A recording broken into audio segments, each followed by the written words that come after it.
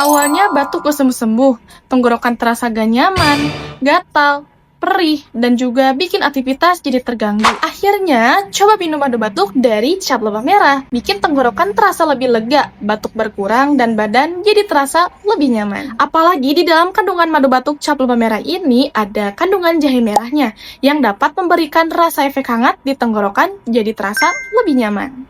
Selain itu, ada kandungan vitamin C-nya juga yang dapat membantu menjaga daya tahan tubuh, terutama nih saat cuaca lagi gak menentu atau badan mulai terasa kurang fit. Jadi, boleh nih dicobain dari sekarang juga untuk madu batuk cap lebah merahnya. Untuk komposisinya sudah lengkap, apalagi khasiatnya. Kalau kamu mau coba juga, bisa langsung cek di keranjangku nih.